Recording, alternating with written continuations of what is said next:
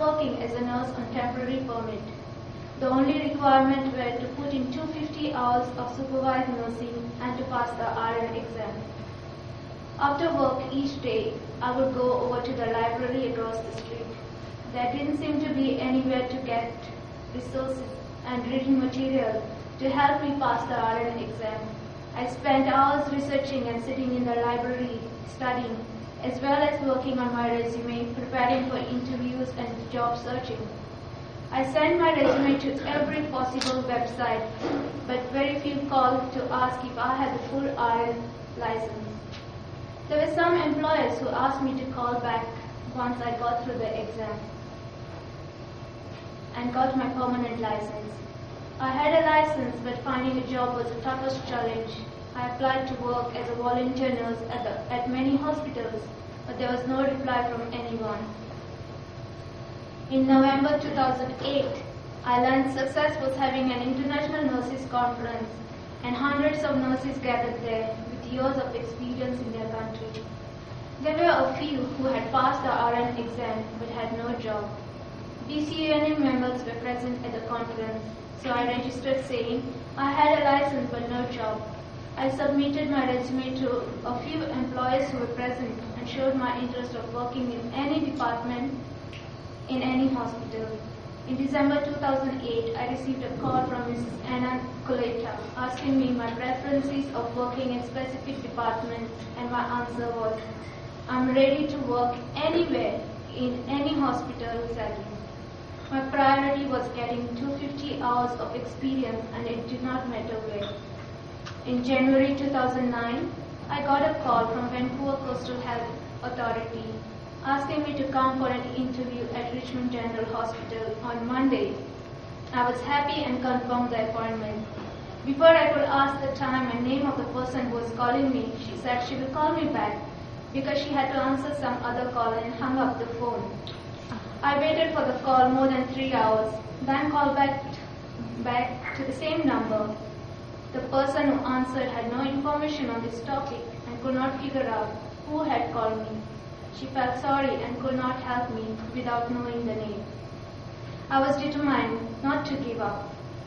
I knew the location, I took the bus, I went for the interview on the scheduled day. I decided to go for the interview. I approached the hiring department saying, I have an interview today, but I'm sorry, I don't know with whom.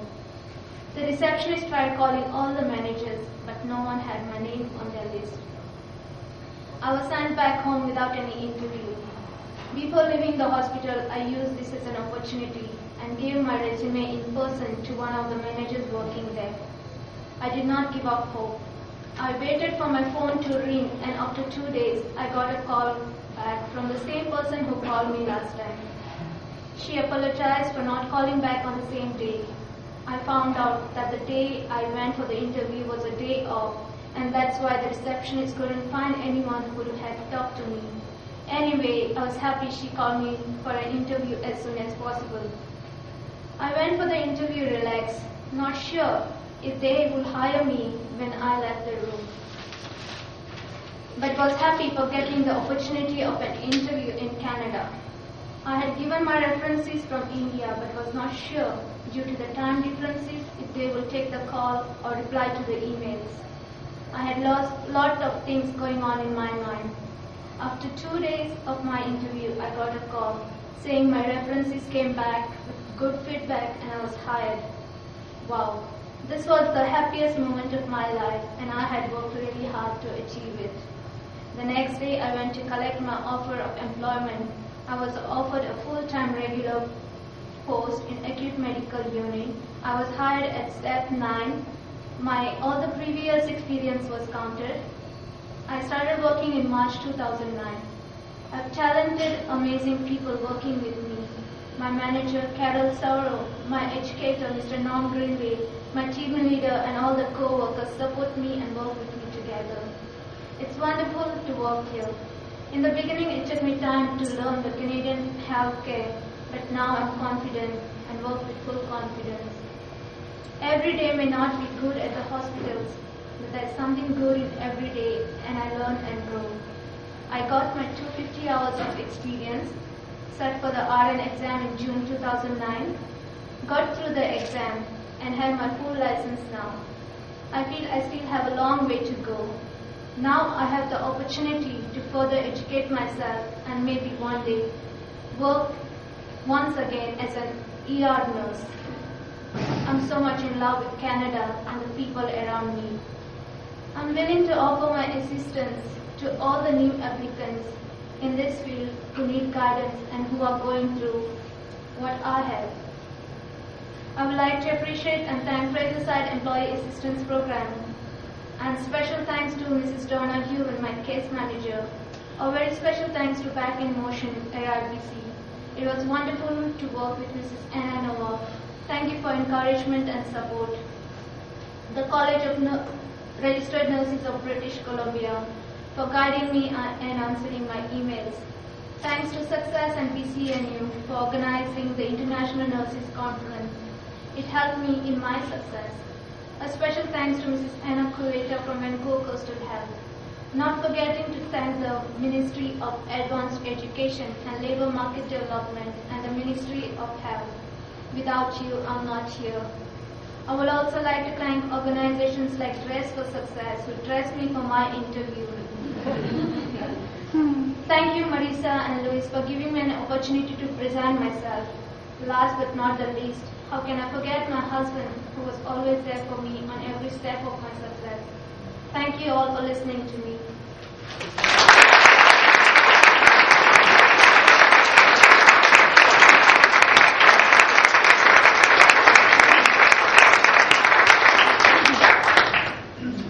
It's a tough spot to come up to the mic after people share such incredible stories. I think, again, it confirms for me, and I believe, I'm sure for all of you, why we're here and why Skills Connect holds the role it does.